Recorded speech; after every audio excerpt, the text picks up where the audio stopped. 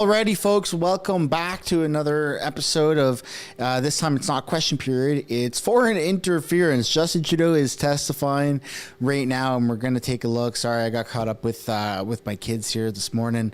When it's not question period, the streaming kind of comes to a bit of a screeching halt, but this is too important to not pay attention to. So we're going to take a look at what the hell is going on. Justin Trudeau is making a lot of claims right now. He's claiming that Pierre and the Conservative Party is guilty in foreign interference, but through all of those claims, he doesn't really substantiate anything. So there's a lot to take a look at. We're just going to wait a couple of minutes here for some people to fill in. This is crazy. This is crazy what's going on today. As you guys are starting to file in here, it would be awesome if everyone took the time right now to smash this like button and subscribe if you haven't yet already. It does really help grow the channel, and we got to push the stream out to as many people as we possibly can. It's going to be a long stream. It's going to be quite a bit longer than what question period has to offer, but nonetheless, it's going to be extremely important. So buckle up, because you're not going to want to miss. You're not going to want to miss any of this. Okay, here we go, folks. We're starting back from the beginning here. Cannot allow might to become right once again in the world. I mean, we have the multilateral rules-based order as a protection against that, and the fact that Russia in particular has chosen to upend that, along with other countries, is something that Canada must stand unequivocally and strongly against, because it protects us, but it also protects countries around the world. Well, as you say, the headlines this week also reflect that, and we'll come back to those as well. Before we break, I do want to talk about or begin the discussion on the development of the government's response to foreign interference in the face of all of this or earlier. And I'll start with talking about the HAS-MC, so the Memorandum to Cabinet on Hostile Activities to State Actors. And I'll ask the court registrar to pull up here witness statements. You talked about Bill C-70, didn't you? What the hell just happened? And I think it's fair to say that you'd regard Bill 70 as, let's say, a signature. So for those that are just tuning in, this has been going on for a few hours here. So it appears the stream doesn't want me to start from the beginning. So we're just going to pick up where it's live, because this is too crazy to give up. Piece of legislation from measures around national security, they tend to be significant. So with leave of the commissioner, I've advised our friends from the Department of Justice regarding this. I hope they don't object. I'd like to take you to the version of Bill 70 we have in the database, because there's a provision about it that I'd like to ask you about, if I could. It's fine if there's no objection. No objection. Yeah, thank you. And so it's Commission 382, and in particular, it's a long bill, as you know. And so it's page 37. With the 5 Trudeau lying through his teeth. I mean, some of the things he says is pretty friggin' crazy. There's a heading on that page, which is political interference for a foreign entity. So if we could go to section 20.4. Trudeau's trying to distract us. He's full of caca. So, Prime Minister, I imagine it's been a while since you've read this, so I'd Thanks for the 10, Joe. Refresh your memory. So there is 20.4 sub 1 creates a new offense, which is titled influencing political or governmental processes or process. And that's the phrase I want to ask you a couple of questions about. It's the phrase a political or governmental process, and it actually appears in that provision 4 lines down. Do you see it? Yes. And I know you're not a lawyer, but you are a member of Parliament, and this is a bill of your government. So, yes. so I'm going to ask you the best I can about this provision. And so if we could scroll down to the next page. The term, there's some definitions here, and if we could scroll on a bit more, please. Great, that's terrific, thank you. And so there's a definition of what a political or governmental process is, and so it's a 6-part definition. But what I want to draw your attention to, Prime Minister, is that it includes in that definition not just the holding of an election, so electoral interference, let's say, would be captured by this, but also the nomination of a candidate or the development of an electoral platform by a political party. Do you see that? Yes. Okay.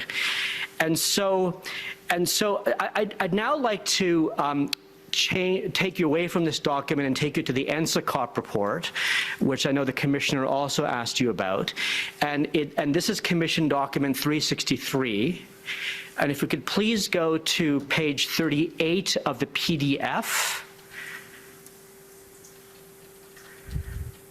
And paragraphs 69 to 70. So that's perfect, thank you. And so Prime Minister, just to confirm, you have read the NSICOP report, is that right? Yes. Yeah, including the classified version? Yes. Okay, and so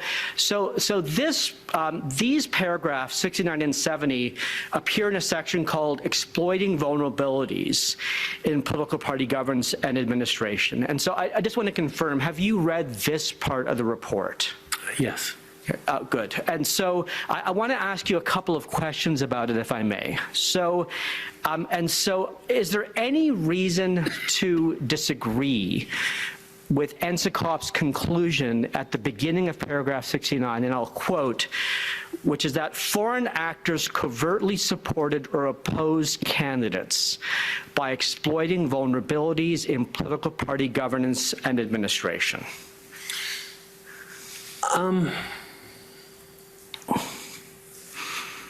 Yes. You disagree with that? Yeah. Could you give me a bit more detail? This is a very general and broad statement that from the CSIS analysis that I've seen, there have been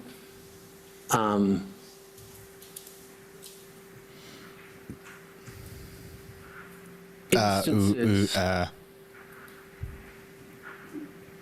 where yes, we know that there were attempts at foreign interference in various political party processes and nominations. And that's something that we talked about in the He's last, been blaming the Conservative Party well. for this, by the way.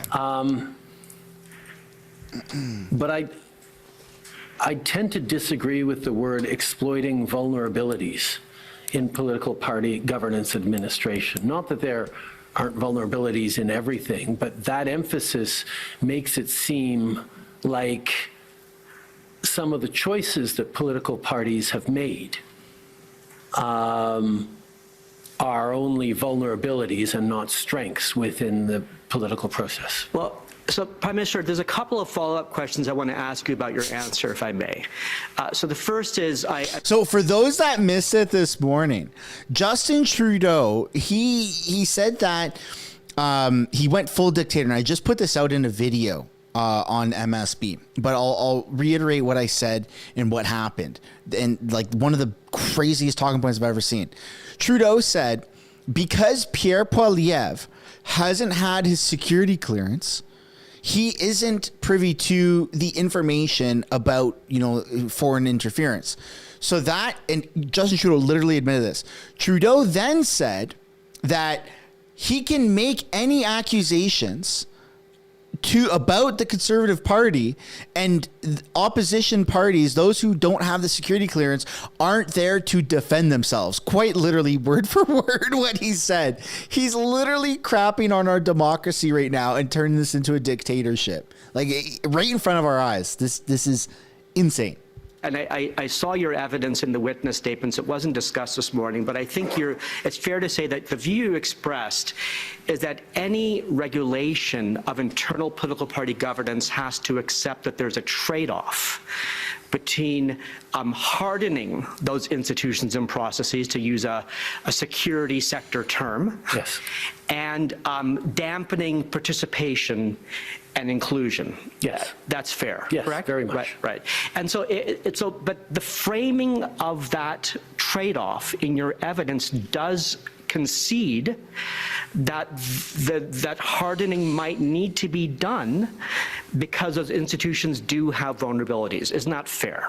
Yes, which is why I lean heavily towards the hardening being done by the political party itself in an open, responsible, and transparent way, rather than have external bodies come and try and constrict or limit the operations of a political party. Good, and we'll get to that just in a minute. But Thanks, buddy, for sending me that clip. All right, so look, breaking news right now as we speak. Pierre Poilievre has just issued to Justin Trudeau like a challenge, right? Here, let's take a look at this. You got Pierre Poilievre challenges Trudeau to release the names of all MPs who allegedly collaborated with foreign governments after Trudeau claimed without evidence that he has a list of Conservative MPs implicated in foreign interference. Like, this just happened right now. Pierre Poilievre is on the ball when it comes to this stuff, man. Trudeau is just full of BS accusations when it comes to this stuff. There's another follow-up point I want to make, and then I want to ask you some questions here about these. Liar, pants on fire, You did point out that NSICOP relied on CSIS intelligence products in reaching this conclusion. I just want to... And in some cases extrapolated a bit from CSIS products. Fair, and Prime Minister, as you know, I can't ask you a question about that. But CSIS testified to the fact that there were inconsistencies and inaccuracies in the NSICOP report. With respect to specific allegations involving parliamentarians, but not I'll move my specifically about camera these here. paragraphs. Because they weren't asked to weigh in on these. Sure, and so we don't know what their view is on these paragraphs. You don't. Yeah, I don't. Take it, well, unless you're telling us they do. I don't think we I'm have not able evidence to from talk to CSIS. that, So let's no. leave it at that, shall we? And so Prime Minister, just for the record, there are footnoted CSIS reports or intelligence products from 3 different years that are relied on by the NSICOP in this section. You agree with that? That sounds reasonable. Okay, and so what I want to do is to ask you some specific questions. So about what NSICOP represents as vulnerabilities, and to ask you whether you agree or disagree. So the first vulnerability NSICOP identifies is in paragraph 69. It's 5 lines down, and it says, first, many ridings are considered safe seats, so winning the nomination is akin to winning the subsequent election without having to interfere in the election itself. Do you agree or disagree with that statement? Well, that there are fewer of them in the case of my own party, but there are safe seats in the country. And the statement that NSICOP makes is That was a joke. You guys can laugh. Because there are safe seats. What? That's a joke. You can now laugh. Bro, I swear that's what they do in North Korea. Like, Kim Jong-un is like, that's a joke. You can laugh now. Everyone's like, ha, ha, ha, ha, ha. Like, come on. That's freaking weird that just happened. Interfering in the nomination makes interfering in the election for that seat unnecessary. Is that that's what NSICOP's view is. Do you agree with that statement, yes or no?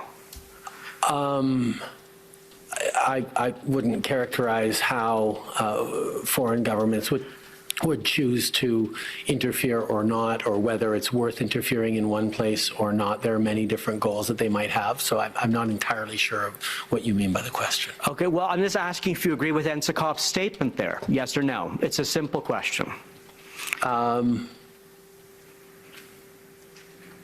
agree with the first part of it. Many ridings are considered safe seats, so winning the nomination is akin to winning the subsequent election. If you put a period on that one, I absolutely agree with that statement. The without having to interfere in the election itself isn't, I mean, putting my English teacher hat back on, isn't necessarily, makes a whole bunch of sense as a sentence out of the context of the rest of the paragraph. Well, Prime Minister, I'm not NSICOP, just as you're not CSIS, but I think we can say that for the record, I think NSICOP was saying that if the nomination is really what's at issue in a seat, if a state interferes with that nomination process, it needn't interfere in the election itself.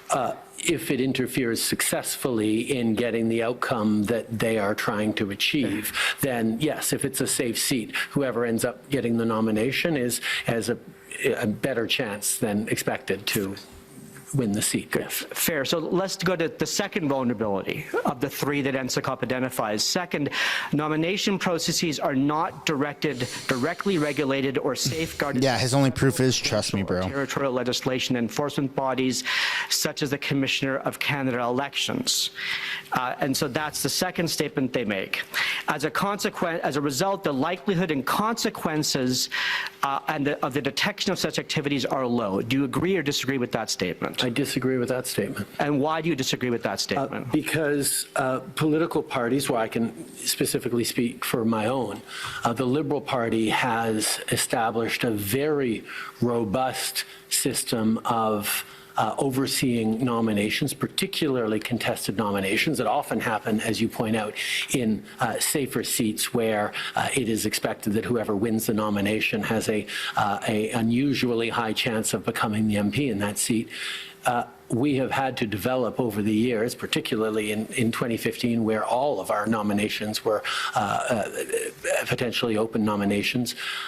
We had to develop very rigorous processes, and not uniquely or only or even specifically to counter foreign interference, but to make sure that that various outside groups or community organizations who would mobilize individuals were doing so in a way consistent with the rules of both Elections Canada around financing, because there are rules around nominations around the money that goes into nominations, but also the rules of the Liberal Party around who can be a member, who can vote, and who's eligible to vote. Well, then that actually leads to my next question, Prime Minister, which is in paragraph 70. If you look 6 lines down, NSICOP reports the following. It says, CSIS assesses that it is relatively easy to fraudulently add voters who live outside a riding to a nomination process's voter list with inaccurate addresses.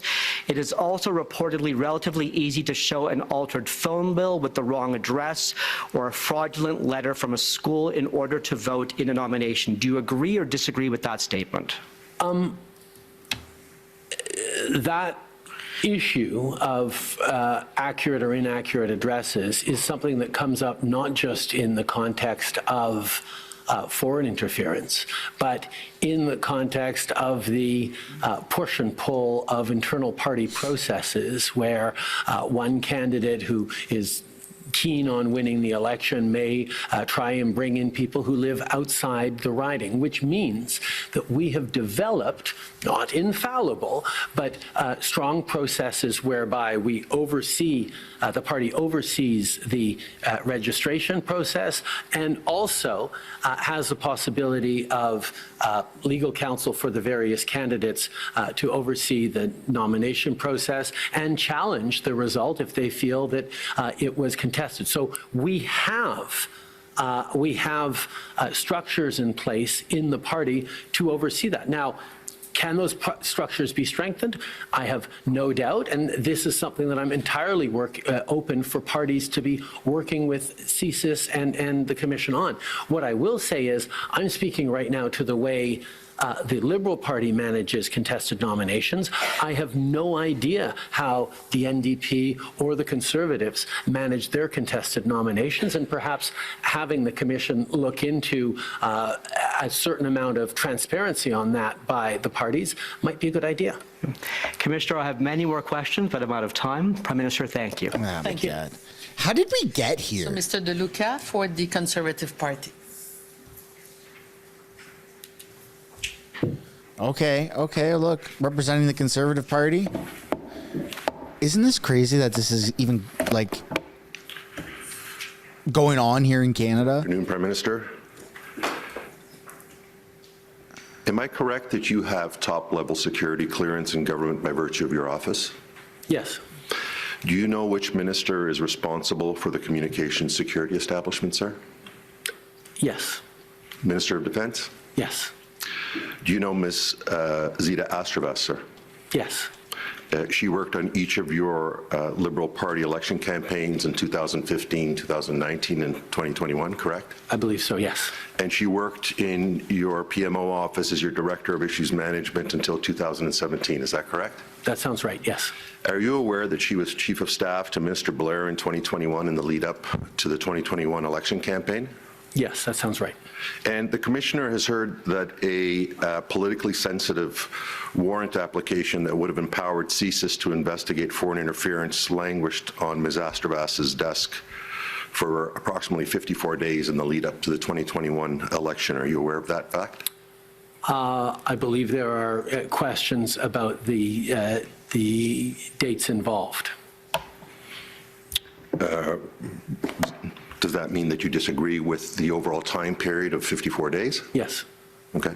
And how long, in your understanding? My understanding, it was a number of days before it was a number of days within those 54 days before it ever got near Ms. Astravasa's desk.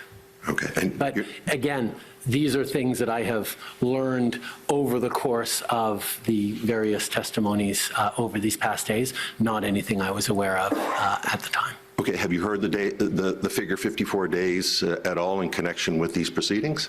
I've heard that you used it yesterday. Okay, and if that time period is correct, 54 days, have you learned at all, or do you have any understanding as to whether that length of time for the processing of a CSIS application for minister approval for a warrant is ordinary, out of the ordinary, extraordinarily out of the ordinary? Have you formed any view on that? Because I have, as Prime Minister, absolutely no involvement in the process whereby CSIS is granted warrants, I have no frame to conclude on that. What I can lean on is, I believe the director of CSIS raised that there was no flags about the timelines involved. Okay. Mr. Blair remains in cabinet today, sir? Yes. Okay. And he serves as the Minister of National Defense today, doesn't he? Yes. Okay. Just give me a second. Trudeau's smug face. And has Minister Blair or anyone in his office at the time that he was Minister for Public Safety faced any consequences for the fact that that warrant application we've come to know did languish in that office for what I'm going to suggest to you is a period of 54 days? Like I said, the director of CSIS himself testified that he had no issues with the timelines involved, and I can certainly say that I continue to have full confidence in everyone involved. Okay. I want to switch subjects. You leveled some criticism and professed bewilderment at the leader of the CPC this morning not agreeing to receive a security clearance. Is that correct? Yes. Am I correct, sir, that Mr. Poilievre has said that the reason he does not wish to receive the security clearance is because he does not want to be constrained in terms of the use he can make of the information that he would receive? I don't believe that was his argument. I believe his argument was that he wouldn't be able to talk about the information he received. How is that different than what I just said? As leader of a political party, you have many, many tools at your disposal to act on information you receive. You can choose to not sign the nomination of a candidate who is under a cloud of suspicion.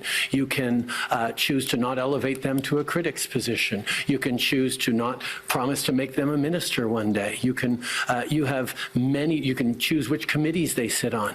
A leader of a party has many tools that they can use that are not requiring him to speak publicly about his knowledge. The leader of a party has quite a bit of power over what happens within that party, and that's why the ultimate decision maker in a political party should always be the leader.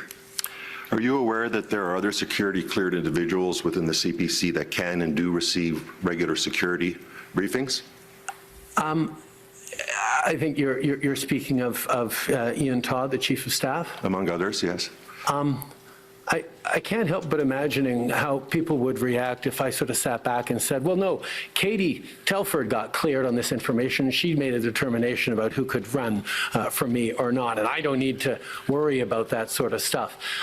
Canadians didn't elect, or Conservative Party members didn't select Mr. Todd to make decisions about who could run for the Conservative Party of Canada. They expect Mr. Poilievre to take those decisions, but he has decided that he doesn't want to take those decisions. Sir, just over the lunch break, and you didn't mention Mr. Todd at all in the bombshell disclosure that you made today, but just over the lunch break, in light of that, in response to your news this morning that you were aware of a number of CPC parliamentarians and former parliamentarians that are at risk of being compromised by foreign interference, Mr. Todd has advised that he has received a number of top secret briefings from the security establishment, and in none of these briefings has the name of any Conservative parliamentarian or candidate, past or present, been brought to the attention of Mr. Todd. Why is that? Wow. You'd have to ask CSIS for that, but my supposition is that Mr. Todd is not the one who is responsible for determining what candidates can run or not for the Conservative Party of Canada, that it would be the leader. And much of the information that is handed out to various individuals with security clearances is determined on their need-to-know basis. You indicated today, as I indicated earlier, in a very public forum and in a very public manner, your knowledge of the names of CPC parliamentarians and the risk that they risk being compromised by foreign interference. Am I correct, sir, that one way that you could arrange for those threats to be mitigated is through the use of threat reduction measures under Section 12.1 of the CSIS Act? Threat reduction measures are tools that CSIS has used regularly in many cases regarding different parliamentarians, and it is very possible that a number of those parliamentarians will have had visits from CSIS and either defensive briefings or others to try and mitigate the risks that they are going through. That is different from a leader choosing to willfully remain ignorant of Wow, throwing lots of mud at Pierre. Contentions, including by the NSICOP, that the leadership race that elevated him to leader was compromised by foreign interference. And if the tool of the TRMs were used, you couldn't use the Leader of the Opposition's reluctance to obtain security clearance as an excuse not to provide that information to the CPC. Isn't that correct? I'm sorry, I'm not following. Can you rephrase the question? Sure. If someone wanted to get this information, this information about the names of the parliamentarians, for example, because of some imminent threat to the leader of the CPC, TRMs could be used, and in that event, it wouldn't be necessary for the leader of the CPC to obtain security clearance. No, you're entirely wrong on that. If you were to know that a certain candidate had a high degree of exposure to foreign interference and vulnerability, either witting or unwitting, giving a threat reduction measure to that candidate would not necessarily, and quite frankly, in my experience, highly unlikely to have the candidate spontaneously decide to step down as either a candidate or a member of parliament and not run in the next election. That is a determination that only a leader can make, looking at the vulnerabilities of that candidate, looking at the behavior, and to use the words of the NSIA, potentially poor judgment or inappropriate behavior or untrustworthiness. Those are the kinds of things that only a leader can actually ensure for the team that they're building, and potentially future ministerial elevations that would then have to run into a security clearance process that would stop them like a brick wall. Knowing that as a leader, as you are hoping to become Prime Minister of this country, would seem to be a very basic bar to hit if you want to take national security seriously. But the underlying premise of that answer you just gave is that the TRM can only be directed at the person affected and not the leader of the opposition. Isn't that correct? The TRM could be directed to Mr. Poilievre. The identities of the people involved. Marco Mendicino. That's why he stepped down. As a Minister of Public and Safety. available to only those with top secret clearances. So certainly CSIS could go to the leader of the opposition and say, you really have to be careful to instruct all of your MPs to stay away from this country or to be concerned about diplomats from that country or not accept money, or not accept support from these particular diplomats, but the TRM would be unable to identify which of those individuals are in question unless the leader chose to get a security clearance to be able to hear those names. And the fact that the leader does not leaves him in a position of being unable to protect the integrity of his party. I'm going to suggest that you're wrong on your understanding of the law as to what a TRM can and can't do and who it can be directed to. And I'm going to suggest that the fact that you leveled this accusation earlier today and didn't mention the possibility of a TRM was just for the purpose of grandstanding here today. On the contrary, threat reduction measures are regularly used to highlight to people potential vulnerabilities. But having watched many, having known a number of parliamentarians who went through TRMs, they often come out of TRMs with a general sense of having to be more careful. But specifics are often not given, and there is no guarantee that a TRM to the leader of the party would include the names of the people most at risk or most engaged in potentially problematic activity. And that's why the refusal of the leader to actually access the intelligence on those names is, as I said, bewildering. Do you agree that Give the names then. Often when CSIS or some other security agency shares classified information, the recipient is severely constrained in what he or she can do with that information? Yes. Okay. And in fact, your own chief of staff yesterday gave evidence that the recipient of that information would not be able to use that information in any manner. Do you agree with that? No, I disagree, because the party leader can choose to not allow someone to run for them for... This lawyer is destroying Trudeau. Knowing in the back of your mind that this is the real reason, but giving it as an example, I'd actually prefer to have this other person run instead, or you had business dealings in the past that means we're not going to... Someone take a fat sip of a beer right now for me, please. Prove injurious to national security. The leader has a level of power over who runs and what roles they have that doesn't require them to explain themselves. So again, the choice that Mr. Poilievre has made to not avail himself of available information, of readily available information to him if he were to get a security clearance and choose to take national security issues seriously is unfortunate and shows a lack of seriousness around national security. And in your No, it doesn't. salacious testimony earlier today, you mentioned that you're aware of the names of past and present conservative parliamentarians, former parliamentarians, candidates that are in risk of being compromised by foreign interference. I'd like to ask you, are you aware of the names of any Liberal parliamentarians, former parliamentarians or candidates that are at risk of being compromised by FI? Yes, and for other parties as well, because I have access to large amounts of information. Right. What? Today, right? Hold on a second. This guy knows that there's Liberal MPs as the Prime Minister of this fucking country, and he's not saying nothing? Are you kidding me? And you're accusing Pierre of not getting a security clearance? What the hell's Pierre gonna do? You haven't done shit, buddy. You haven't done shit with your knowledge of the situation, and you want Pierre to get a security clearance for what? So he can know some people? You know. Just spill the beans, you dumb idiot. Right.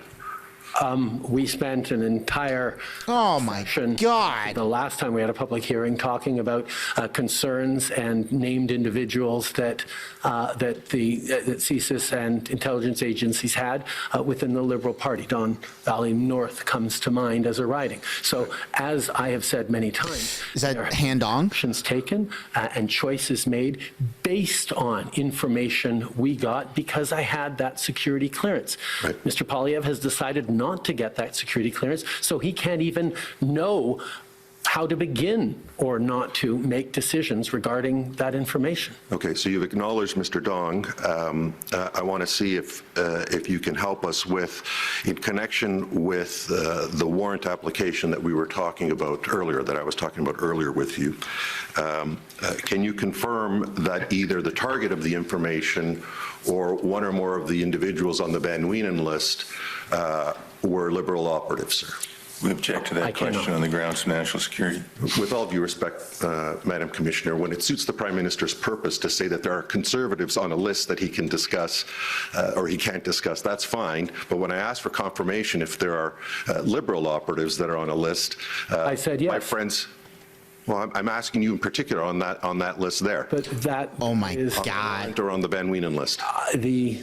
The Prime Minister has absolutely no engagement or authorities or involvement in the granting of CSIS warrants. That's a very different thing than concerns about parliamentarians who may have been exposed to foreign influence. And your attempts to conflate them are simply ineffective. Well, you're attempting to evade the question. I just asked. Yeah, you are. There were Liberal operatives, not whether you could or couldn't do anything about it. That's all I'm asking for confirmation of. Well, I'm not sure what we're talking about. If we're talking about the warrant, How are you not sure what we're talking about, dumbass? and there's an objection to the question. If we're talking about some other list, then ask the question about the other list.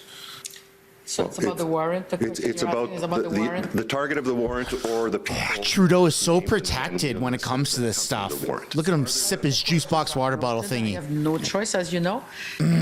See whether the commission will pursue these questions or not. Thank you, Madam Commissioner. Thank you. Ah, you smug face. We'll take the break. I think 15 minutes will be okay. So we'll come back at 3:50. Order, please. À l'ordre, s'il vous plaît. Sur le comité, maintenant, Tabarnak. jusqu'à 15h15.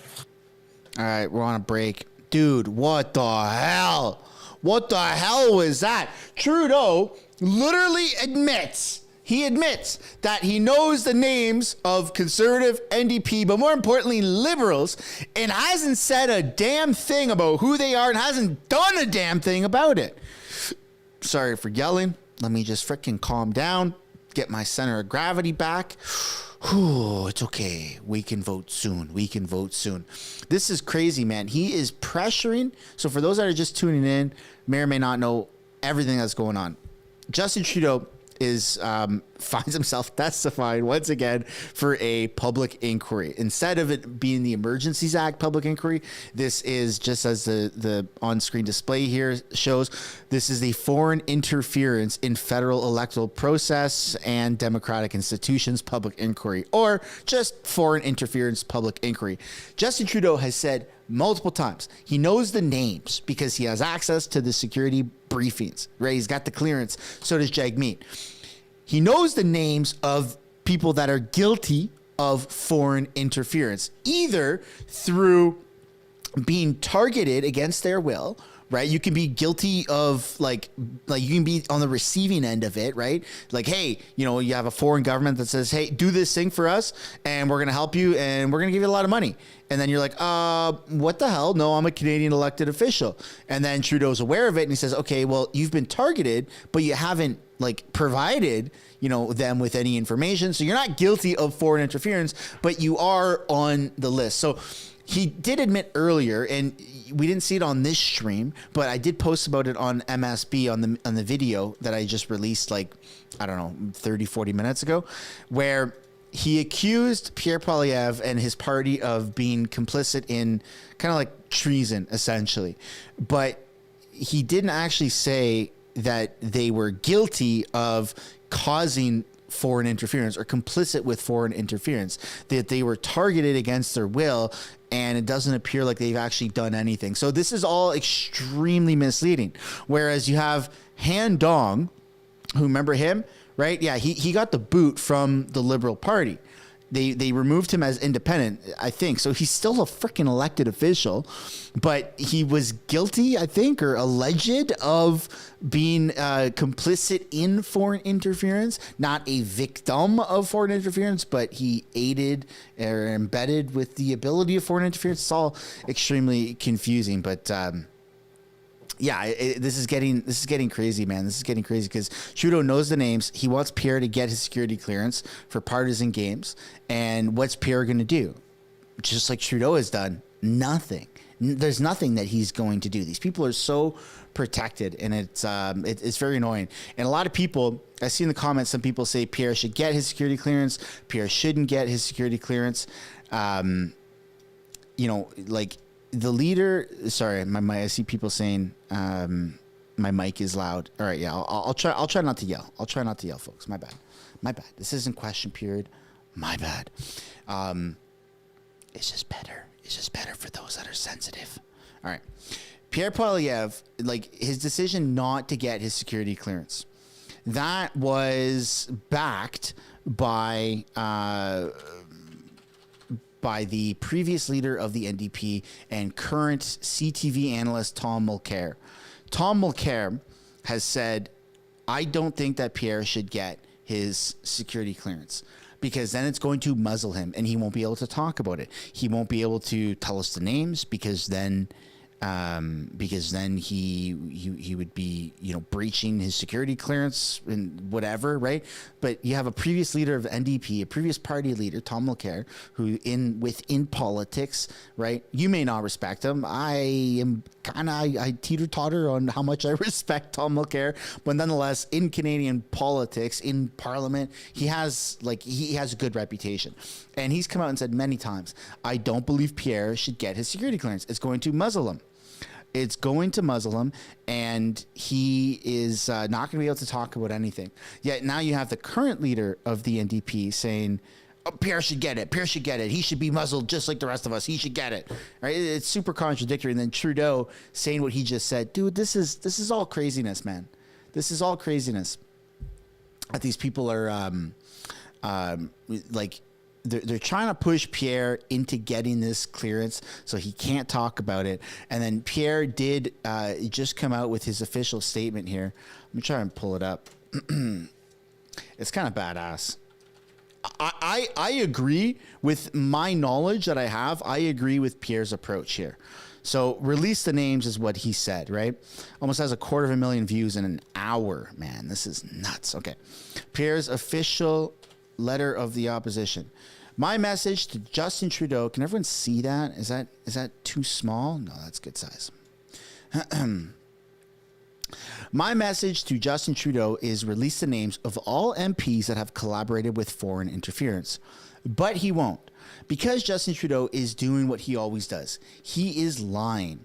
He is lying to distract from a Liberal caucus revolt against his leadership and revelations he knowingly allowed Beijing to interfere and help him win 2 elections. I was briefed on October 14th, 2024 by Natalie Drouin, a national security and intelligence advisor to the Prime Minister. Wow, we haven't heard about this. I've never heard about this yet. This is pretty wild. Where was I? National Security Advisor to Prime Minister David Morrison, Deputy Minister of Foreign Affairs and Global Affairs, and Daniel Rogers, Director of CSIS, about the matter of foreign interference from India. The CSIS Act allows the government to offer information to any Canadian about specific risks of foreign interference without forcing them into sworn secrecy or controlling what they say. So Pierre did get briefed, kind of a surface level briefing, but he did get it nonetheless. And this hasn't been mentioned by mainstream media. I've never heard this, folks. I'm plugged in, dude. I got like a bunch of YouTube channels, man. This is what I do. I'm plugged in, and I have not heard about this. Maybe it's gone over my head. Maybe it got swept out of the rug. But let me know down in the live chat if you guys have heard about this, because I haven't heard that Pierre has been briefed by these people here. Receiving a secret briefing would, according to Justin Trudeau's chief of staff, it would prevent a recipient from using the information in any manner and even where that is not the case, briefing political parties on sensitive intelligence regarding an MP could put the leader or representative of a political party in a tough position, because any decision affecting the MP might have to be made without giving them due process. Holy smokes, dude. This is incredible. I got goosebumps. This is better than a movie. Like, who needs, maybe Chrystia Freeland was right. Who needs Disney? Not because of the $13.99 a month subscription, but because of the contrast and comparison of entertainment value. Disney is just a bunch of make-believe stuff, right? This is real. This is real. It is pretty freaking interesting. It's an emotional roller coaster, I'll tell you that. And it's a lot longer than a 2 hour, an hour and 40-minute Disney movie. Maybe Freeland was right. We should all cancel Disney and pay attention to politics. Holy crap. This is nuts, man. Furthermore, my chief of staff, Pierre Poilievre, chief of staff, has received classified briefings from the government. At no time has the government told me or my chief of staff of any current or former conservative parliamentarian or candidate knowingly participating in foreign interference. Bada bing, bada boom, bada bang. Can I get a cha-cha-cha in the live chat? Wow, there you go.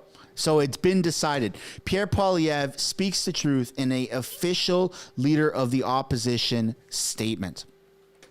If Justin Trudeau has evidence to the contrary, he should share it with the public.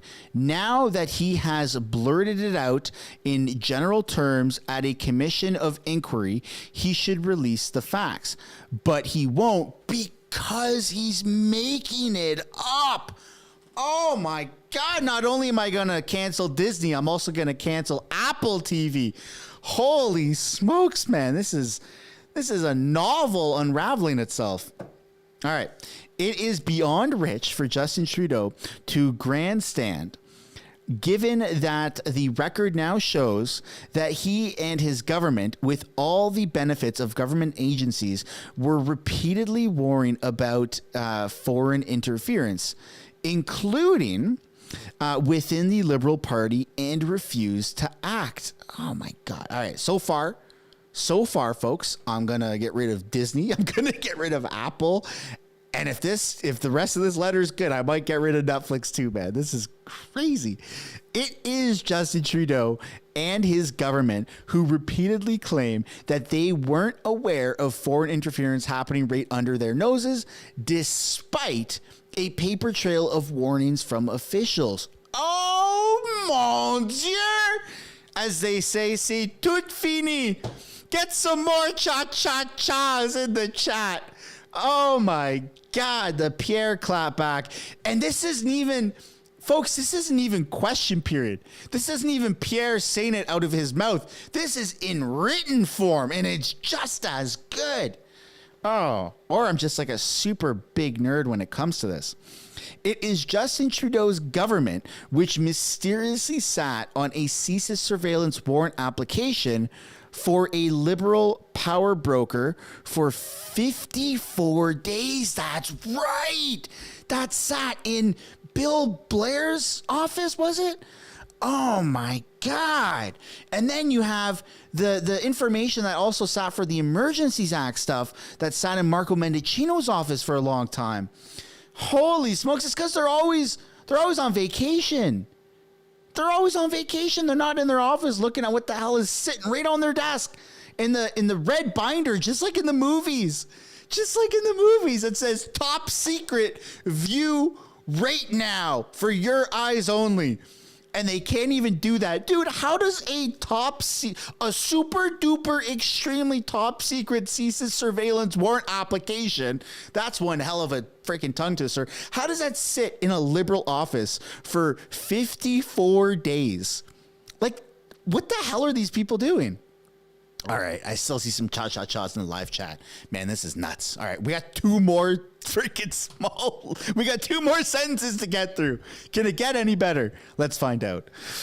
It is Justin Trudeau's party that willingly allowed the PRC consulate to bus in PRC international high school students to vote in the now infamous hand-dong nomination race. Oh my God! Pierre is insane for doing this. Oh my goodness. Well, I just said it couldn't get any better, and here we are. Man, I gotta text my wife, and she gotta bring home a beer. She's out with the kids right now. Oh my God, I need a beer, man. This is nuts. There's one more sentence. I almost want to hold on to it. It's only, you know when you binge watch a show, right? On you're supposed to be canceled, Disney, right? Or whatever program you've got, your subscription. You know when you binge watch a show and you get to the last episode and you're like, maybe I'll watch it tomorrow. You know, maybe I'll save it a little bit, and then because you don't want to go through it. It's like eating a full pizza like as fast as you can, right? Eating that meal or binge watching that show as fast as you can. You're like, should I do it though? And you get close to the end, and you're like, I'll just save it a little bit. I'll just save it, right? But then you're thinking as time goes on, but do I really want to save it? I'm going to lose that momentum, right? Like that's a really good show, or that pizza was phenomenal. And that savory feeling that I have, let's just conclude it right now and get it over and done with, because I want that immediate gratification, which is what we're going to be taking a look at right now. It is Justin Trudeau who ignored my calls to release the names of parliamentarians referenced in this spring's NCCOP report who have wittingly worked for the benefit of foreign governments against the interest of Canadians. Oh my God, Pierre! The nail in the coffin. Holy shit! That's by text form. Pierre is more competent in a official leader of the opposition letter about foreign interference than Justin Trudeau is while he's testifying. Holy crap! Let's get some W's in the chat. Let's get some cha-cha-chas in the chat. I can't help but yell. I can't help it. It's a compulsive disorder to have to yell. Here we go. The break is over. I switched the screen. That's not what I meant to do. Repression.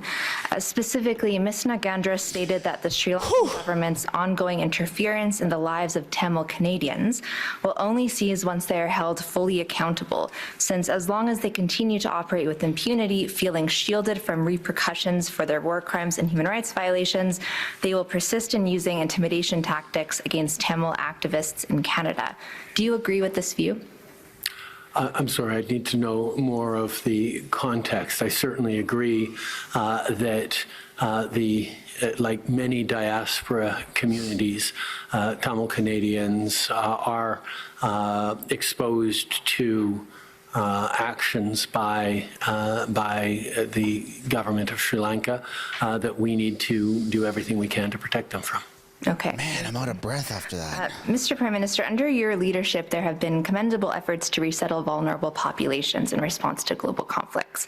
There's the Afghan Refugee Resettlement Initiative, there's another special stream for Ukrainians, and of course M62 passed recently, which creates one for Uyghurs. However, as far as I know, there has never been a special refugee stream created in response to a crisis in Africa.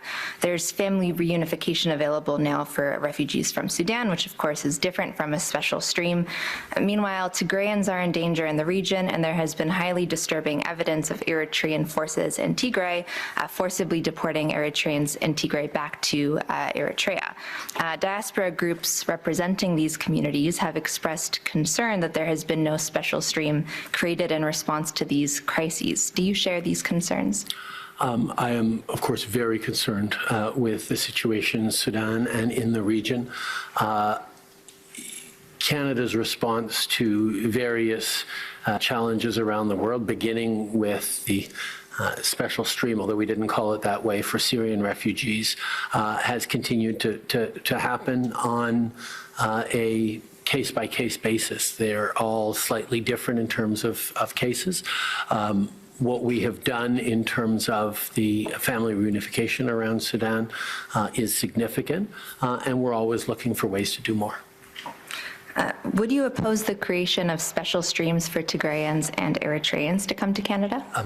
that is not a proposal before Cabinet or before in discussions right now. But as we look at how Canada can best help in Africa and elsewhere, I'm sure there will be different things looked at. Okay. Another recommendation that diaspora groups have repeatedly made is that Canada should avoid cooperating with authoritarian regimes on criminal matters.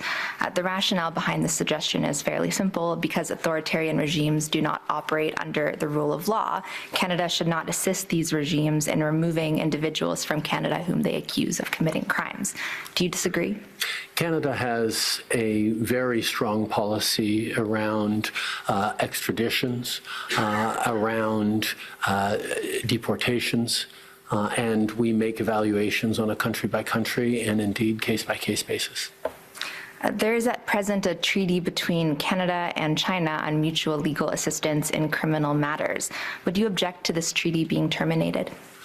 I think it is certainly a question that we have reflected on over the past years. With China, it is important to try and have a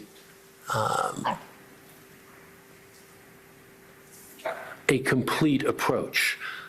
There are initiatives, an example of that is the Montreal Kunming Convention of the Parties 15 on biodiversity in Montreal a couple of years ago, where working with China on protecting biodiversity and nature actually resulted in a landmark agreement around the world of where China successfully brought in many countries of the global south to protect nature, that demonstrated there are areas in which we can work alongside China for the benefit of Canadians and others.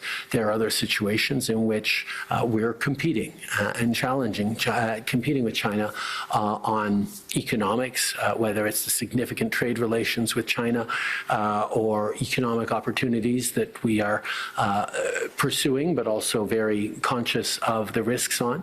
But there are areas in which we are directly challenging China, whether it's on democracy in Hong Kong or the safety of the Uyghurs or many other issues. And as we move forward in this relationship where we are very clear-eyed about what China is, we make determinations about how to use various instruments at our disposal. Sure, and I appreciate all of that, but I am asking specifically on cooperation in criminal matters.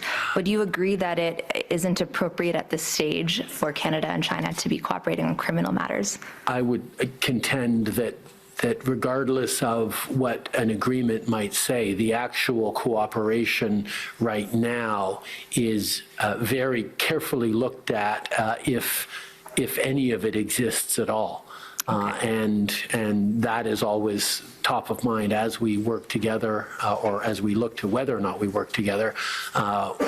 He said weather. We got to tax the weather, folks. Just a reminder. All right. We have primarily dealt in these hearings with regimes considered to be the major players, China, Russia, Iran, India. But of course, there are smaller dictatorships in the world that collaborate with these bigger players. And I raised an example of this in my cross-examination of Mr. Shortliff vis-a-vis Cuban state broadcasters replaying Russia Today programming in Canada. And indeed, Cuban human rights activists have flagged that Canada must address Cuban collaboration with the likes of China and Russia in order to comprehensively address the threats posed by those countries. Would you disagree with that assertion? I think how we deal with every and any country in the world needs to be very alert to the context, alert to the potential pitfalls or dangers, but also the potential benefits to Canadians, and having a nuanced foreign policy that recognizes both challenges and dangers and opportunities is the hard work that the government does on an ongoing basis. I understand that the Canadian government engages in dialogue with Cuban government actors. Another point that Cuban human rights activists have repeatedly made is that the Canadian jokes write government themselves. should also be meeting with pro-democracy groups in Cuba. Would you agree with that? I can say from personal experience. Well, that's where my father's from. Engage and have engaged with pro-democracy groups all around the world. Does that include in Cuba? I believe so, but I would have to know. I'm not apprised on it in its latest forms, whether that's ongoing right now or not. Okay, and if Canada does not engage with pro-democracy groups in Cuba, would you agree that Canada should? It is part of the responsibility of every Canadian mission overseas to engage with civil society organizations and various actors, not just governments of any given country. So I am actually quite certain that Canada does engage with a range of civil society actors in Cuba, like everywhere else. Okay, and not to hammer the point, but just I want to make sure I get this right. If it is the case that the embassy does not, do you agree that it should? I have just stated that I believe that it is important for every mission around the world to engage with civil society in the country in which it's in a way that is appropriate for that context. Okay, thank you. I have no further questions. Thank you. Man, Trudeau just sounds like an idiot the more he talks. Ukrainian-Canadian Congress.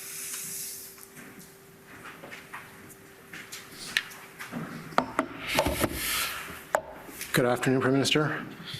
I'd like to talk about expelling diplomats from Canada. Last week, on October 8th, the director of MI5, Ken McCallum, gave a speech in which he stated that, quote, over 750 Russian diplomats have been expelled from Europe since Putin invaded Ukraine in 2022, the great majority of them spies. This goes well beyond all historical precedent and has put a big dent in Russian intelligence services' ability to cause damage in the West. With allies, we're keeping up that pressure, but not by denying diplomatic visa applications from Russian spies. It's not flashy, but it works. Kick them out, keep them out. Canada has not expelled a Russian diplomat since March of 2018, when 7 Russian diplomats were expelled in solidarity with the United Kingdom in response to a nerve agent attack. Today, Russia has 69 diplomats in Canada. By comparison, the UK has 53 and Germany has 50. Why does the Canadian government permit Russia, a hostile foreign state, to not only have diplomats in Canada, but such a large number of them, exceeding the number of some of our closest allies?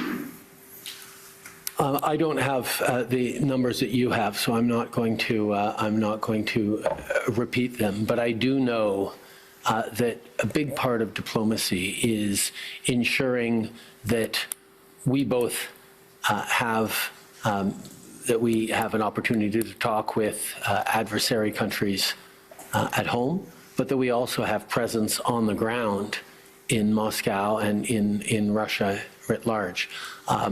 I know for a fact that Canada's diplomatic presence in Russia is reaching a point at which, should it decrease much further, would be difficult to sustain at all. And I believe that there is value in continuing to have Canadians in Russia as it continues to be such a bad actor on the world stage. With respect to that, Canada has currently 17 diplomats deployed in Russia. Reminder to smash the like button and subscribe if you haven't yet already, folks. Canadian diplomats in Russia versus Helps grow the channel. Russian diplomats in Canada seems quite uneven. So ratio of almost Again, 4 to 1. I'm not going to speak to the number of Russian diplomats in Canada unless you can show me documentation from the government that highlights that. I'm not saying you're automatically wrong. I'm just saying that I know that our clear opposition to the Putin regime is well established. Our support for Ukraine is well established, and quite frankly, counting diplomats is something that can be one measure of examining relations between a country, but is a fairly narrow view of whether or not Canada is standing up to Russia adequately or not. Okay. But if Canada is in solidarity with Ukraine, why were no diplomats expelled from Canada after the invasion of Ukraine, but it was when there was a nerve agent attack in the UK?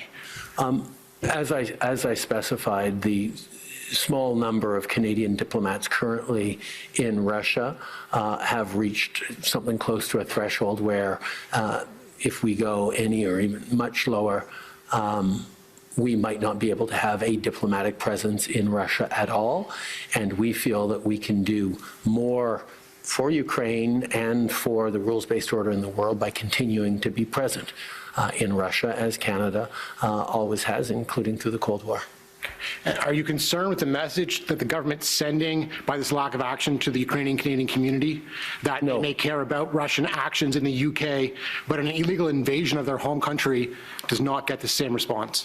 No, I think that's a ridiculous contention. I think we have demonstrated time and time again, including with billions of dollars and renewal of a free trade agreement with Ukraine, with very, very clear leadership on the world stage, both in military support and financial support, in driving Europe and others towards seizing the benefits What's of he Russian talking assets, about? in order We to never hit our military fund targets. the heroic resistance of Ukrainians against Ukraine. Canada is one of those countries that has been extremely fortunate to not have much in the way of political disagreements in our unequivocal stand with the Ukraine. The only exception, obviously, being when the Conservative Party refused to renew the Ukraine-Canada free trade deal. But it passed anyway in the House, and we continue to stand strong with Ukraine.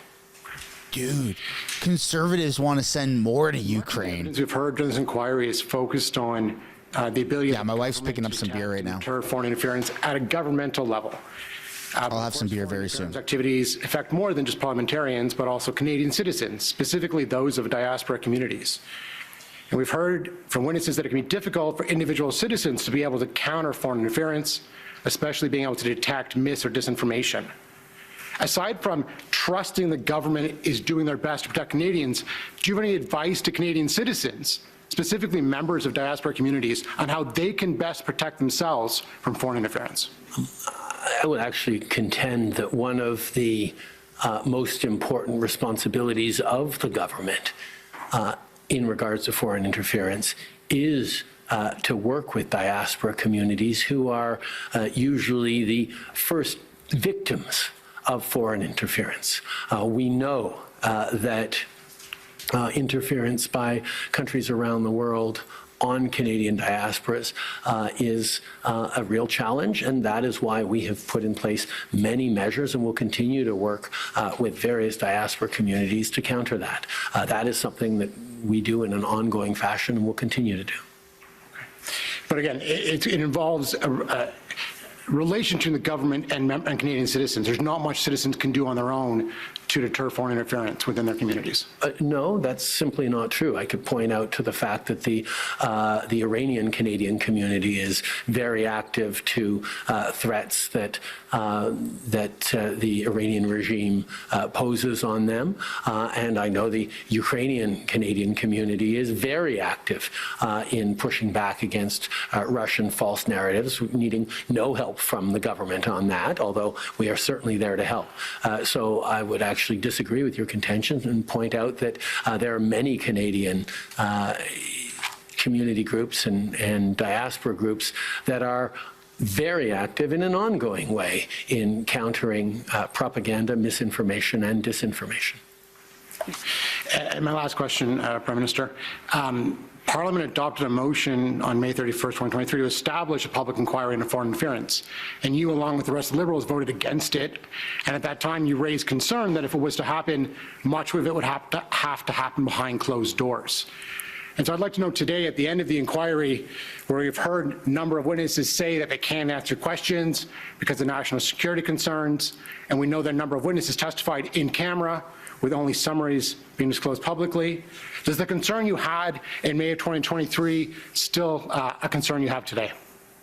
Well, I think you just sort of proved my point in your question, but what I will say is, in a very difficult context, the Commission has done outstanding work in navigating through some very, very delicate matters, knowing full well that it's not just Canadians watching, but our adversarial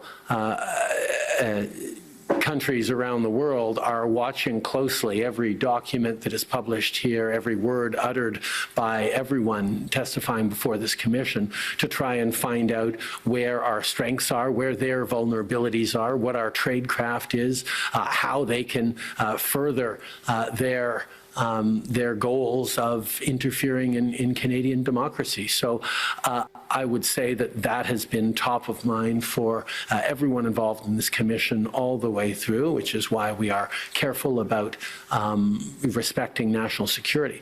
But at the same time, I think this exercise has demonstrated to Canadians how robust the measures this government has put forward on national security and to counter foreign interference are, and quite frankly, to go to the origins of the question of foreign interference, Canadians can take great comfort with confidence in the fact that the results of the 2019 and 2021 election were determined by Canadians themselves, that the election integrity held. And that was, as we'll remember, one of the core concerns about the question of foreign interference.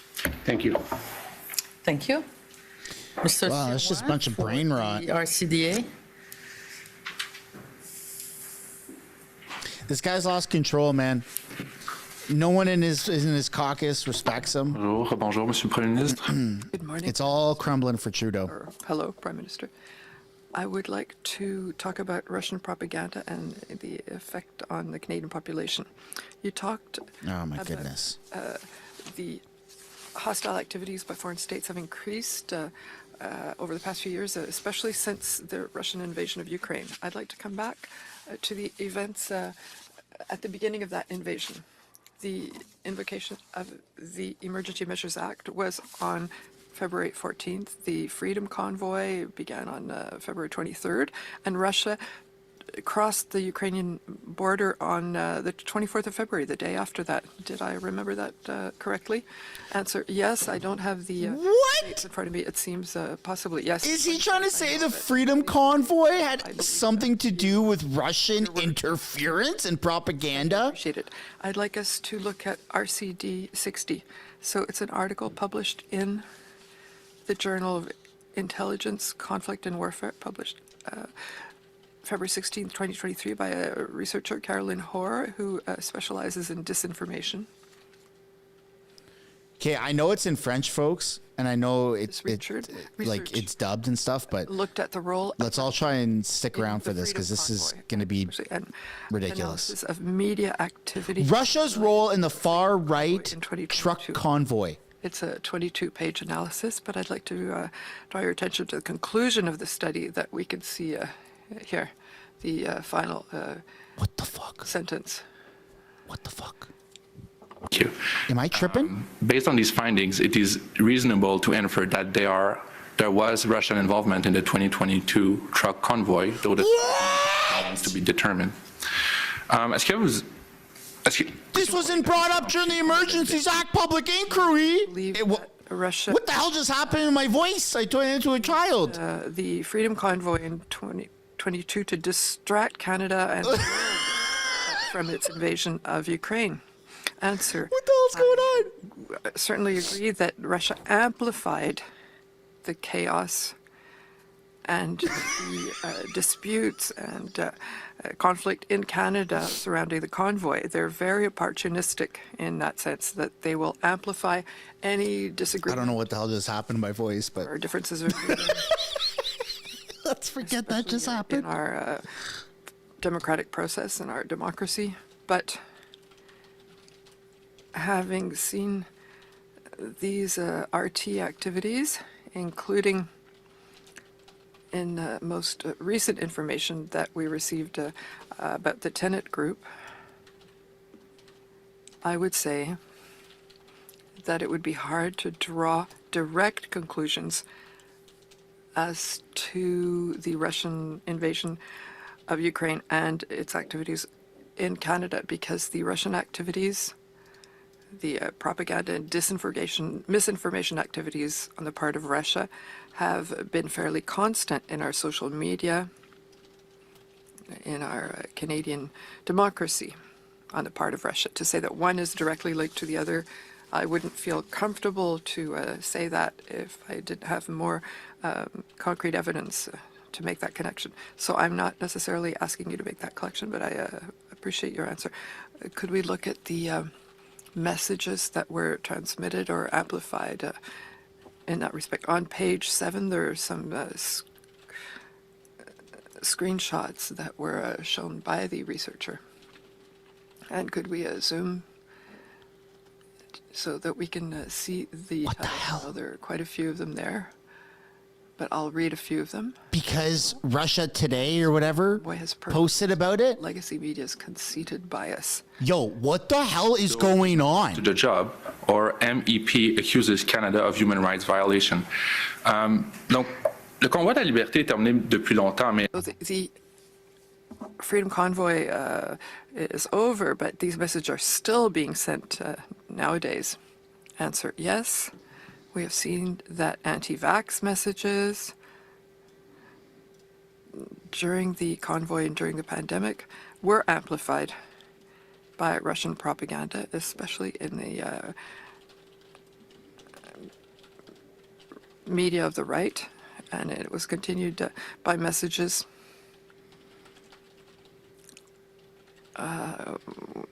the people who were sharing anti-vax messages. It doesn't mean that there weren't people who were legitimately anti-vax, but that was hugely amplified by Russian propaganda. And once Ukraine was invaded, we saw a lot of those channels become pro-Putin propaganda channels.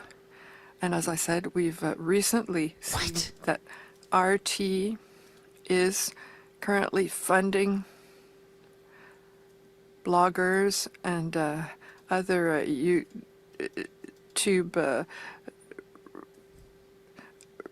personalities of the right, such as Jordan Peterson, other names that are well known, and Tucker Carlson as well, in order to amplify messages that are destabilizing democracies. Question, we can close that document. So now I wanted to talk about telemedia. So they have basically the same modus operandi, if we may say so. Answer, yes. I wanted to talk about the increase of populism of the right, especially recently. Do you think that these Russian operations can contribute to the increase in populism in Canada? Answer, well, listen, populism doesn't need Russia to be successful, but we can see that Russia is very active in its desire to undermine the confidence that citizens have in their democracies, and that around the world. What we saw with the Russian interference in the 2016 election, in the French elections in 2017. This is mind-blowing. In the Brexit campaign in the UK. Russia is very, very savvy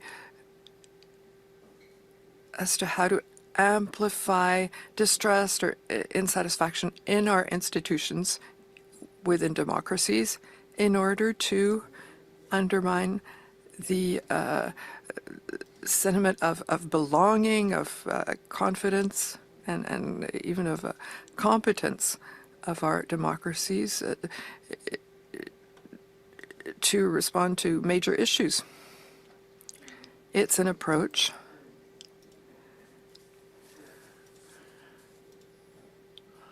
that's not specific to various communities, such as in the interference by India, Iran, or China. We can see that there are links with the diaspora communities.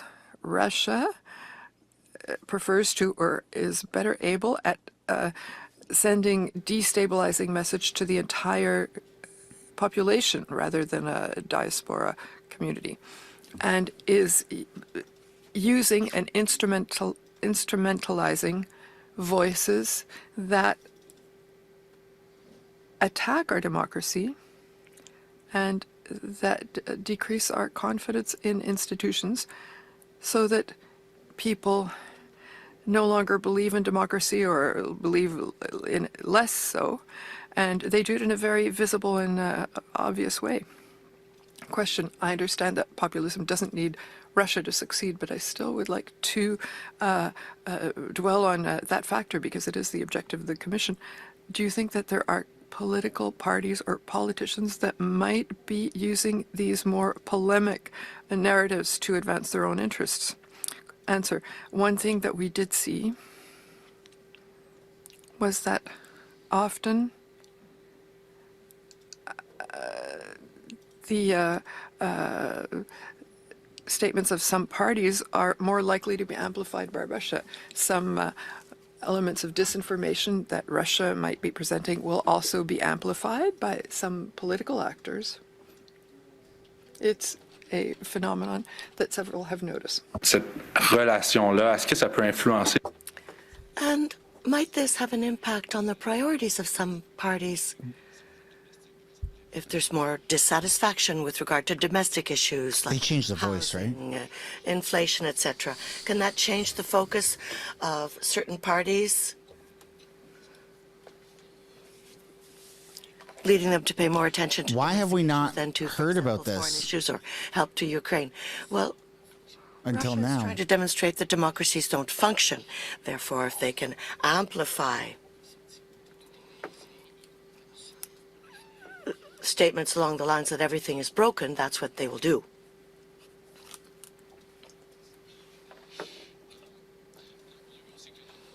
We also have seen that the role of Russia with the Freedom Convoy, well, it's clear that they were following this closely. It took a researcher a year to find the truth, but the harm's already been done once the operations have taken place. What could we do more to discourage Russia from interfering in this way? It's a broader issue than simply Russian disinformation, misinformation. When we talk about propaganda, online... This is Trudeau's inner voice talking. We have tools we can use. Very feminine. We're developing with the web giants in order to prevent disinformation and misinformation. But each time we take such measures, we have to be very aware of the fact that we want to defend freedom of expression. If someone wants to support Vladimir Putin, it's a freedom that we enjoy here in Canada and that the Russians don't What are you have talking about? at home. You're saying it's mis and disinformation. We need to protect our freedoms. This is delicate and essential work for a democratic society. It's for society, not just the government. Yes, the government has a role to play, but citizens themselves can and must become more vigilant, more aware of Russian propaganda. We saw several reports in the U.S. where individuals discovered after the fact that Russian content was amplified by them without their even realizing it. And they were really disappointed in themselves because they didn't want to support Russia. So we have to share these realities more. We have to learn, as I mentioned earlier, the Baltic nations, we can draw lessons from them. They developed resilience within their citizenry vis-a-vis Russian disinformation and misinformation. They're close geographically, and they're constantly exposed to Russian misinformation, but we could all develop this in Canada. So to conclude, we have to take this very seriously. Indeed. Thank you.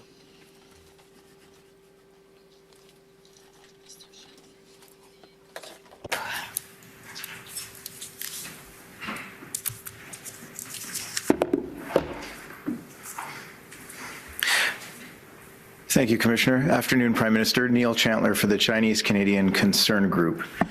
My clients are a group of Chinese Canadians, professionals, journalists, activists, who are deeply concerned about China's efforts to interfere with our democracy.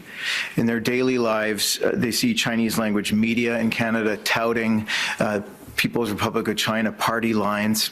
They see Chinese Canadian community associations being overtaken by agents and proxies of the CCP. And they see CCP proxies attending political fundraisers of all parties, including of your own party. They see Chinese Canadians being threatened, intimidated, and coerced to return to China for speaking out against China's human rights abuses at home and abroad. Will you agree with me that the basic premise that hardening this country against foreign interference is critical to ensure the safety and security of Chinese Canadians? As I've said before, particularly in case of Chinese Canadians, diaspora groups are usually the first victims of foreign interference, and we need to continue to do everything we can to keep Chinese Canadians safe and to keep them from the impacts of interference by the PRC. And will you commit to ensuring that partisan politics will not get in the way of the government's efforts to respond to this problem? I have endeavored every step of the way to minimize the impact of partisan politics when it comes to foreign interference. It is something that we have always taken seriously, something that we have not tried to politicize, something that can't always be said for other parties, but for us, it should be something that all Canadian parties can agree on, that protecting Canadians of all backgrounds here in Canada should be something we all work on.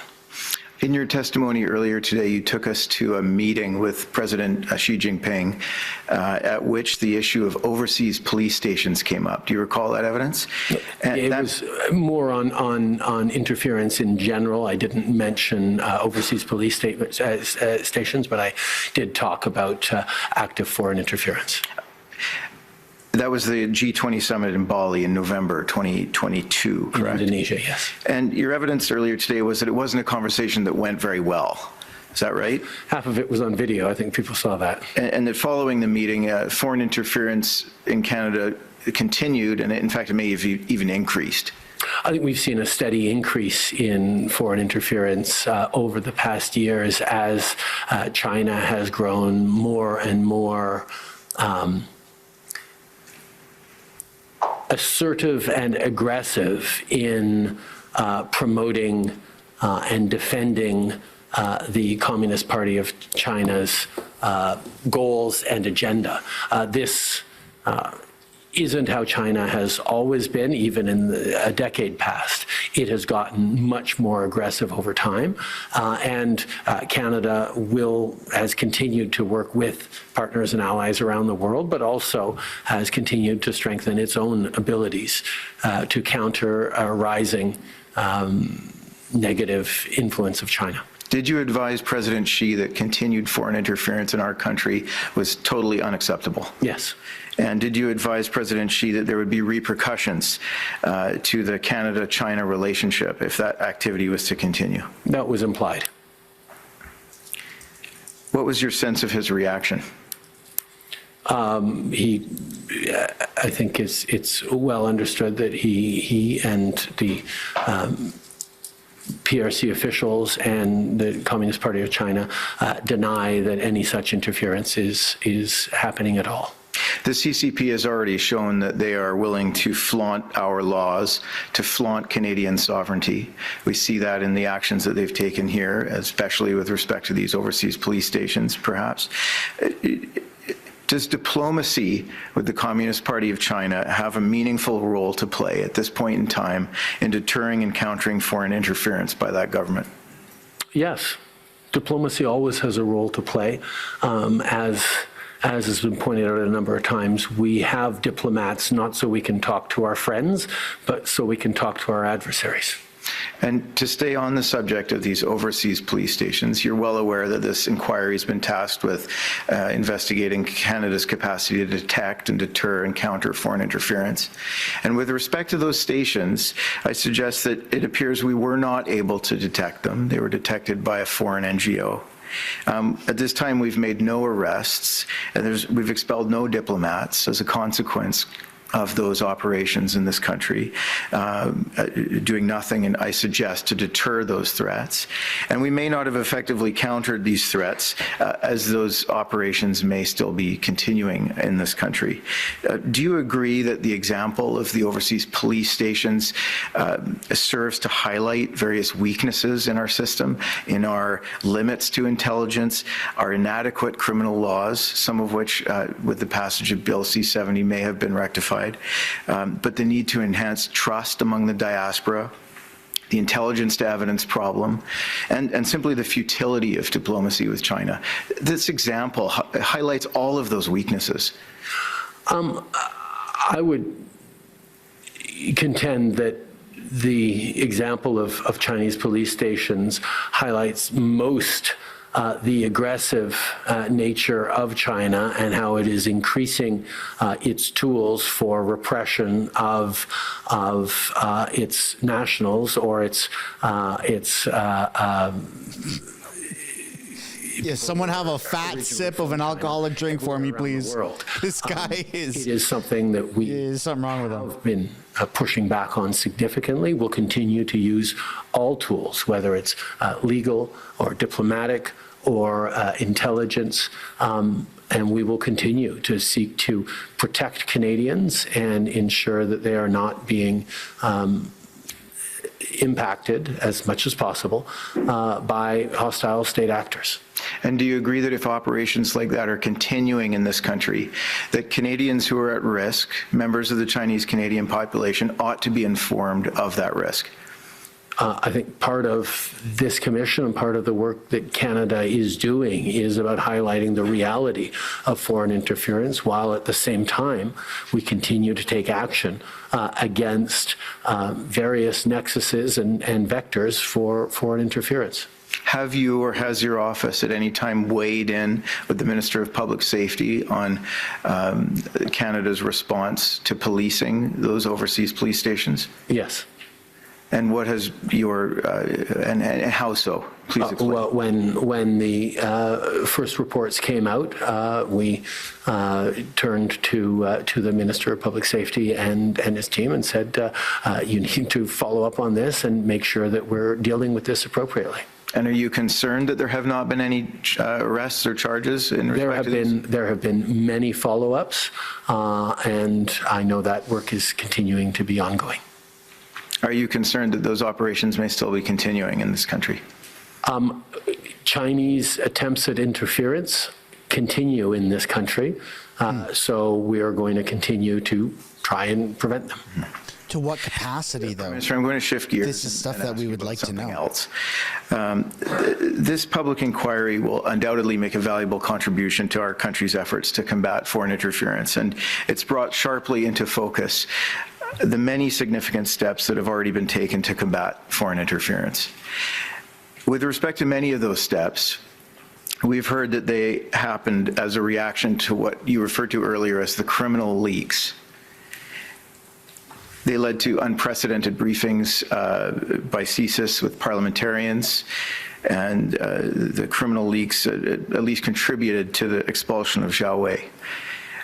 And while those leaks undoubtedly, without question, put our intelligence agents and sources and national reputation at grave risk of harm, there is a sense that we might not be here in this room had they not occurred. They galvanized the public around issues of foreign interference, and they led to the appointment of the special rapporteur and ultimately perhaps this inquiry. Do you agree with that assertion? And as a two-part question, how can we ensure that future governments and security agencies work together in an effective, measured, and proactive way on the ever-changing nature of foreign interference so that that type of situation doesn't occur again? I actually deeply disagree with your original contention that it was the leaks that spurred this government into action on foreign interference. Like I said, we started engaging with the issue of foreign interference back in 2016 while we watched the American presidential election. We created the rapid response mechanism in the lead up to the 2018 G7 that we hosted here in Canada in Charlevoix. We then moved forward on an MC focused on protecting democracy, particularly from foreign interference, where we established a site task force and a panel of 5 and various other mechanisms to assure the integrity of our elections. We moved forward on the creation not just of NSICOP, the National Security and Intelligence Committee of Parliamentarians, but of NSIRA, the National Security and Intelligence Review Agency. We then moved forward on a number of MCs, including the hostile actions by state actors MC that directly resulted in C20. And I will point out that the work on C20 started long before there were any leaks. So certainly, I will agree that the sensational nature of those criminal leaks piqued the curiosity and attention and concerns of Canadians around the issue of foreign interference. But it was very much something with which this government had already been elbows deep in dealing with and has continued to.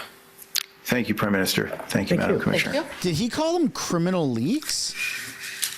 Attorney General? Oh, the Attorney General now.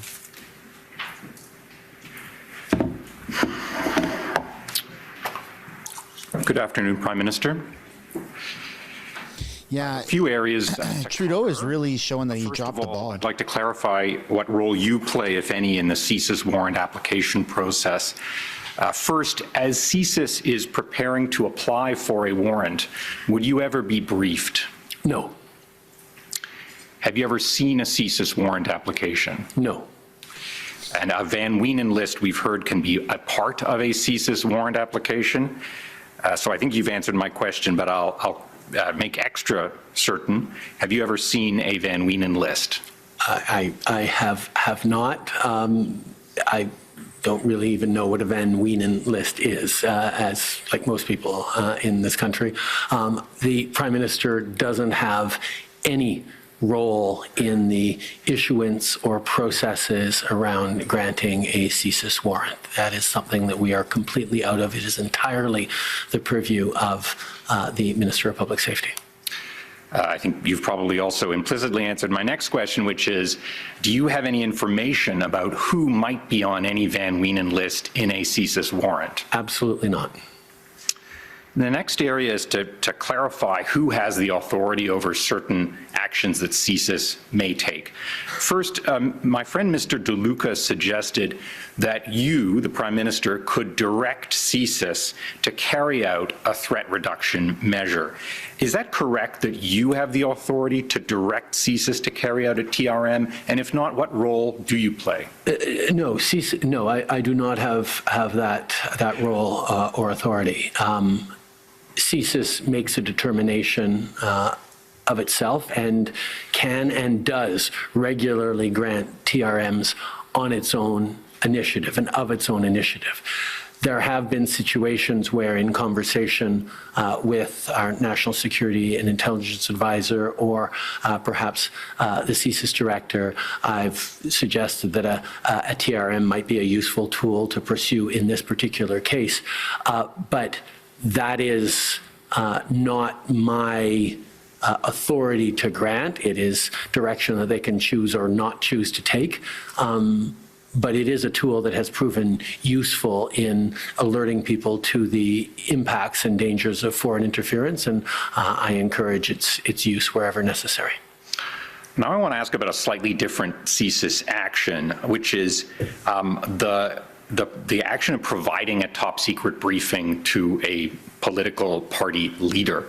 I understand historically that wasn't something that could happen, but the decision by the government to offer the leaders top secret briefings, to make that something that was available for them, I believe you said that that was something that you played a more direct decisional role in. So can you contrast that authority from the TRM authority that you just said belonged to CSIS? Yeah, you know, whether it's brief,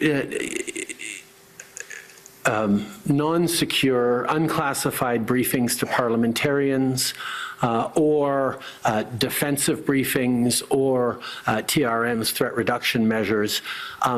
These are all things that CSIS has all the authorities necessary to choose to do when they feel it's warranted as their course of operations and behaviors, and how they fulfill their responsibilities around keeping Canadians safe. The decision to grant clearances to the leaders of political parties is a decision that needs to be made by government itself, and that, in this case, by my government, by me to a certain extent. It is not something that happened often, if ever, in the past, and one can imagine certain governments not wanting to do it at all for opposition leaders or others. But given the serious matter of foreign interference and the impact and the anxiety, rightfully, that Canadians feel about the actions of hostile state actors in Canada, it seemed to me a responsible step to offer security clearances to the leaders of the parties in the House of Commons. Thank you. So, Prime Minister, this public inquiry's happened, at least in part, because there are questions about whether Canadians can and should have confidence in important things like their elections, the parliamentarians who represent them, and the resolve and ability of their government to defend against this threat of foreign interference in democratic processes. From your perspective, from your experience, can and should Canadians have confidence in their elections, their parliamentarians, and their government's resolve? And if so, why? Well, first of all, on the matter of the integrity of the elections in 2019 and 2021, we actually created, for the first time in this country, processes whereby top public servants and our security agencies would monitor and, if necessary, go public about threats to the election's integrity as a way of ensuring that the election integrity holds. And that is why we have heard repeatedly throughout this process and over the past years testimony from all top intelligence officials in this country that the results of the 2019 and 2021 elections were determined by Canadians alone. That is a big thing for Canadians to feel confident in, that despite attempts at interference by foreign countries, Canadians decided the outcomes of those elections. Now, what this commission has, I think... I need to pause it for a second. Keep in mind that Justin Trudeau has also admitted in the past that China did interfere in the, I think it was 2021 election, but it didn't have any significant or substantial impact on the results. So just keep that in mind.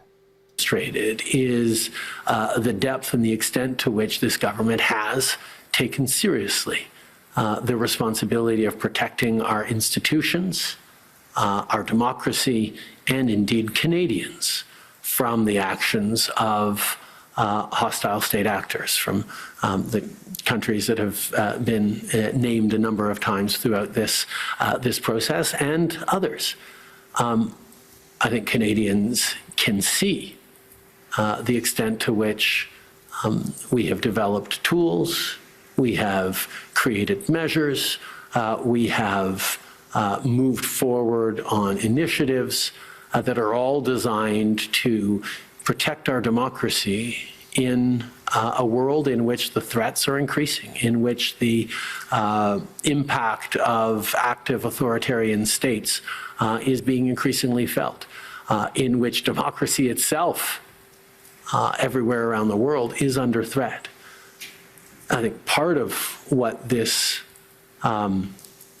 Commission has also demonstrated is that for everything that the federal government can do, it is not alone in its responsibility to counter and protect against foreign interference. As I mentioned earlier with the UCC, diaspora communities have been stepping up their tools in terms of sharing with their members how to protect themselves against foreign interference.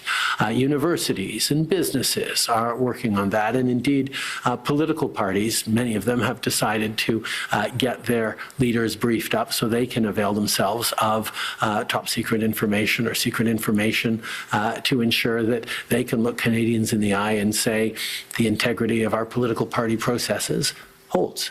It is an ongoing effort, and it'll never be enough. It is something we're constantly going to have to update, renew, bring on new tools on, because the world we are in is a complex and dangerous one. But our ability to be thoughtful, reasonable, and responsible in developing those tools to both protect our democracy and uphold the freedoms and principles that make our democracy strong is something this government works on and continues to focus on every single day. Thank you, Prime Minister. Madam Commissioner, those are my questions. Thank you. Maître Chaudry, any question in your examination? Non, merci, Madame. Non. Alors, Monsieur le Premier ministre, merci beaucoup. Je pense. So, thank you very much, Prime Minister. I think it was your final appearance before the Commission. Thank you for the time you have given it. I would like councils to stay in the room. I have a few words to share with you. Si je peux aussi vous remercier pour le travail. I also would like to thank you for the work you're doing and thank everyone who's working at this Commission. It's so corrupt. Sometimes had to do a lot of work in a very short time, and you've had to do a lot of work and examine a lot of material and very sensitive material, which repercussions for national security. And I think that all Canadians were very well served by your leadership, Madam Commissioner. Thank you.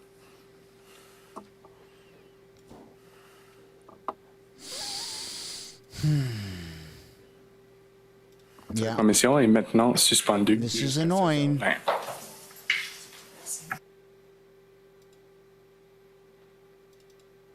Did they say, what, 5-minute break?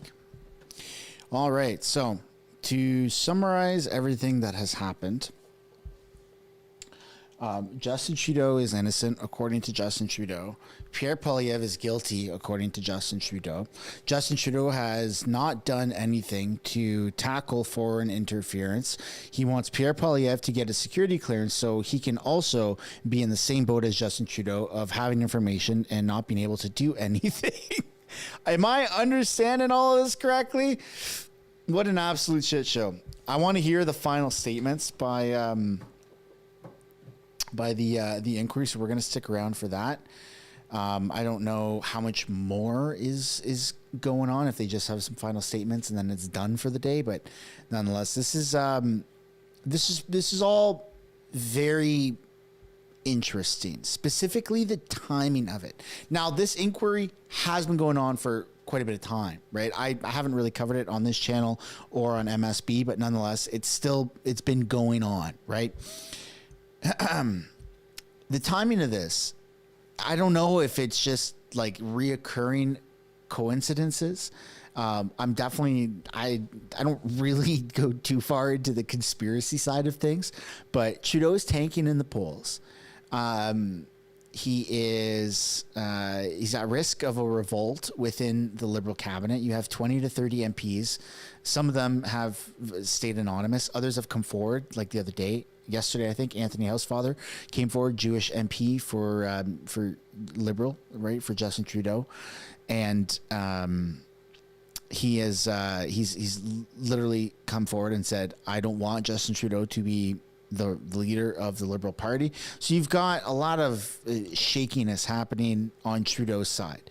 Shakiness in the chain of command, shakiness in the support, shakiness in the polls. And then you have this week off from Parliament, right? no question period, no one's in Parliament except for maybe, people that choose to be there, but nonetheless they've got this week off to be with their families and stuff like that. And then you have allegations, or not even allegations, accusations that India has interfered in Canadian democracy by pulling off the assassinations of Nijjar Singh last year. And then they expelled those 6 Indian diplomats, but that was after India recalled those 6 diplomats. So kind of weird. It's like when you're about to fight somebody, or like in the movies when someone's about to fight someone, usually like Kevin Hart, right? Like a little chihuahua type of character. And you're like, yeah, come at me. And they turn around and walk away for other reasons. And you're like, yeah, you better run. Like that's kind of what just happened with the whole Indian diplomat thing. But all right, sure. Yeah, we expelled them. Oh, hold on a second here. It's just to tell you, first of all, subject to the Commission's Council following up on some of the questions that have been objected to by the Attorney General. It was the last testimony for the factual phase of our work. And although I believe that you will all be with us next week, I didn't want to take any risk, and I wanted to thank you all right now for all the work. And I think you have done quite a lot of work in very, very sometimes difficult circumstances. So I really, really appreciate the collaboration the Commission received from all of you. And although I expect you will be with us next week, it was important for me to tell you that as of today. Next week, we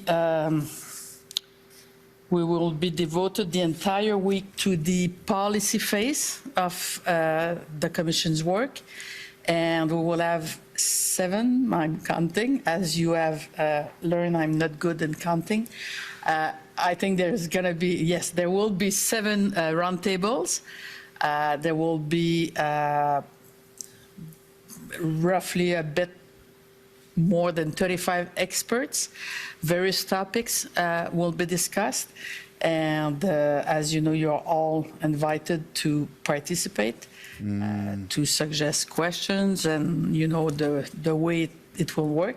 But I really expect that you will all participate. It will be very interesting, maybe challenging, but we are quite numerous. So I imagine at the end we will be able to produce good recommendations. So thank you all. So the final report on this, it won't be available until about a month or 2 from now, just like the Emergencies Act.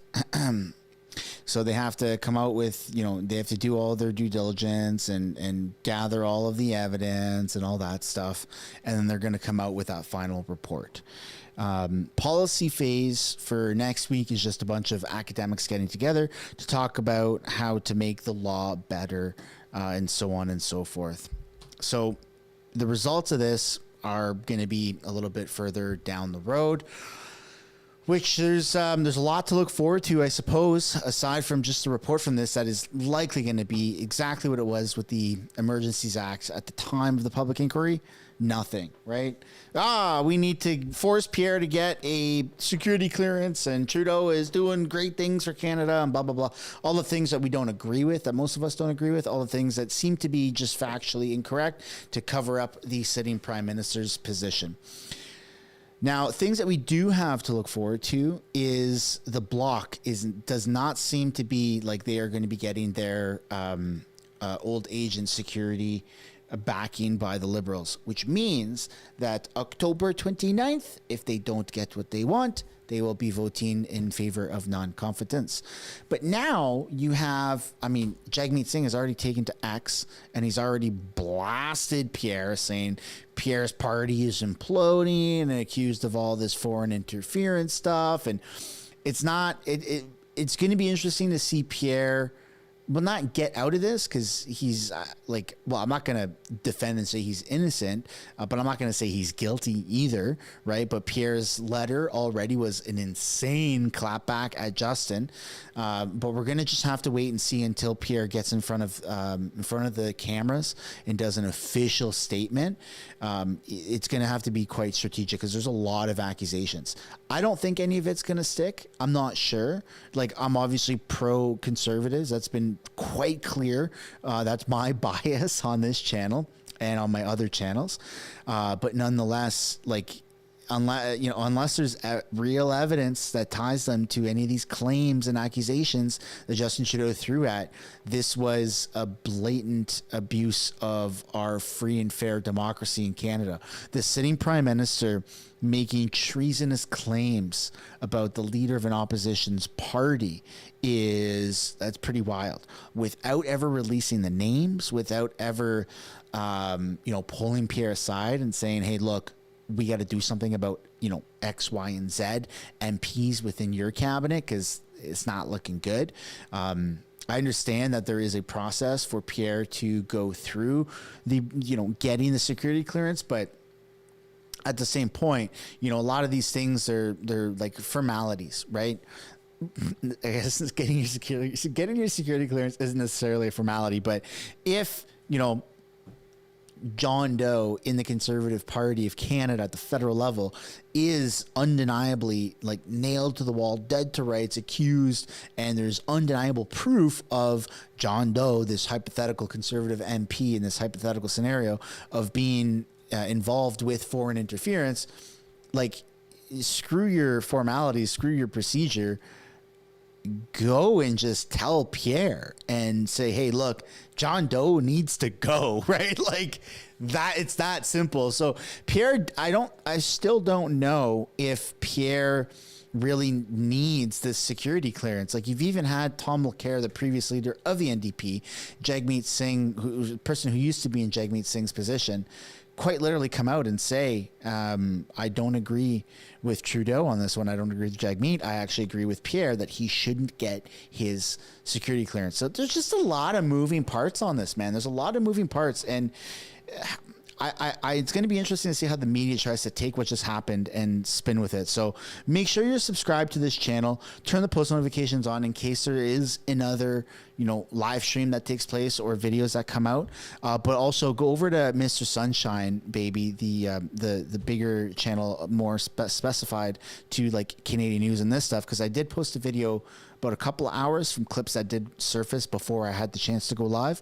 And then later on today, we're going to be posting the highlights of what we just saw on this live stream in conjunction with some other things that I may have missed, that you may have missed, more importantly. So make sure you head over there, subscribe to that channel, turn post notifications on, and we'll see you guys in another live stream on this channel, but see you over on that channel later on today. Peace and love, everybody. Thanks for tuning in. Thanks for the support. Thanks for putting cha-cha-chas in the chat. Thanks for liking the stream. We're almost at 1,000 likes. So those that haven't yet, those are still lingering to the end of the stream, just make sure you smash the like button. Thanks for the financial support, the super chats that came in and stuff like that. And we'll see you guys. We'll see you guys soon. Enjoy the rest of your day.